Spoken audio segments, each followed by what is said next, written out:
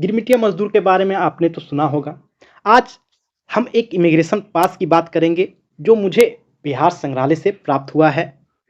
पर इस इमिग्रेशन पास को डिटेल से देखने से पहले हम यह जान लें कि आखिरकार गिरमिटिया मजदूर की शुरुआत कैसे हुई। तो वस्तुतः 1833 में ब्रिटिश संसद द्वारा गुलामी उन्मूलन अधिनियम लाया गया, जिसके तहत दासता का अंत कर दिया गया और इसे अमानवीय प्रथा कहते हुए इसे समाप्त कर दिया गया।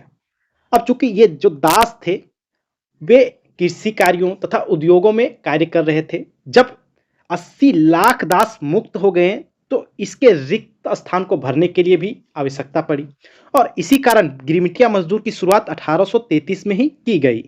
ये जो गिरमिटिया मजदूर थे ये 5 सालों के लिए औसतन नियुक्त किए जाते थे।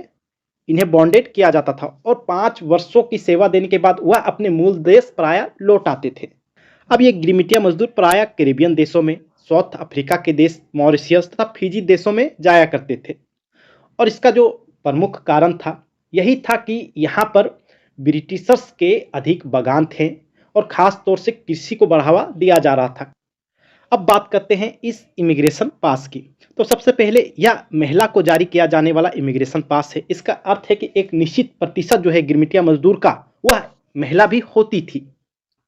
यह जो इमिग्रेशन पास है पुराना है, अर्थात 1903 में जारी किया गया है और इसे एक छपरा जिला के निवासी अर्थात बिहार के एक निवासी को जारी किया गया है।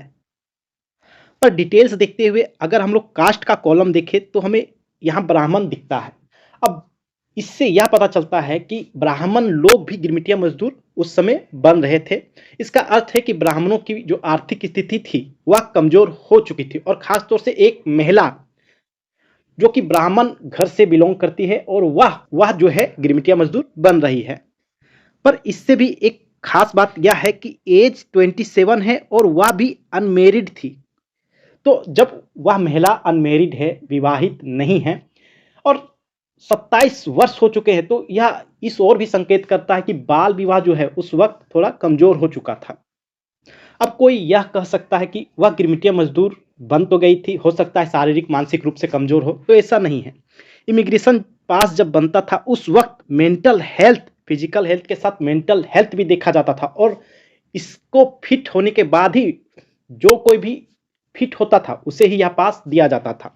तो कुल मिला के अब बात यह है कि वह उस एज तक 27 वर्ष तक पहुंचने के बाद भी विवाहित नहीं हो पा रही थी। इसके कई अन्य कारण रहे होंगे, जिसमें से एक कारण आर्थिक रूप में देख सकते हैं, क्योंकि गिरमिटिया मजदूर जो बन रहा है वह जनरली आर्थिक कारण ही उसके पीछे है। अब इस इमिग्रेशन पास में हम लोगों ने मेंटल हेल्थ की बात की। अब बात यह है कि जब बंधुआ मजदूर बनाया जा रहा है उससे शारीरिक कार्य लिए जाने वाले, ना कि मेंटल कार्य, तो फिर मेंटल जांच उसकी क्यों की जा रही है। तो कुल मिला के जितने तरह से फिजिकल फिटनेस के साथ मेंटल फिटनेस के लोग मिल सकते थे वे उन्हीं को चूज कर रहे थे ताकि उन्हें किसी तरह की परेशानी ना उठानी पड़े। और इस तरह से एक और बात पता चलती है कि आज से 150 साल पहले भी मेंटल हेल्थ को काफ़ी तवज्जो दी जा रही थी और गिरमिटिया मजदूर अर्थात मजदूरी करने के लिए भी आपको मेंटली फिट होना होगा। आप शारीरिक रूप से कितने मजबूत है यह देखा तो जाएगा, लेकिन मेंटल स्टेटस आपका चेक किया जाएगा, वो भी सर्जन के द्वारा चेक किया जाता था।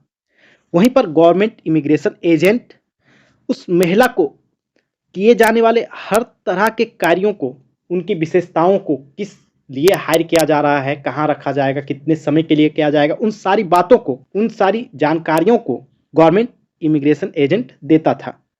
और सेम चीज जो है रजिस्टरिंग ऑफिसर द्वारा भी दोहराया जाता था कि आपको किस तरह के कार्य दिए जाएंगे और उनकी क्या शर्तें होंगी। तो जब इन सब बातों को फुलफिल कर लिया जाता था, इन क्राइटेरियाओं को फुलफिल कर दिया जाता था, तब जाके एक इमिग्रेशन पास बनता था और तब कहा जाता था कि अब आप बंधुआ मजदूरी के लिए, गिरमिटिया मजदूरी के लिए तैयार हैं। और इस तरह से बिहार, पूर्वी उत्तर प्रदेश, इन इलाकों से काफ़ी लोग जो है जाके गिरमिटिया मजदूर बन के विदेशों में जाके रहें और कई लोग ऐसे हैं जो गिरमिटिया मजदूर के रूप में भारत से तो गए उन देशों में, लेकिन वे वापस नहीं आए। वे उसी देश में परमानेंट बस गए तथा उस देश की नागरिकता ले लिए।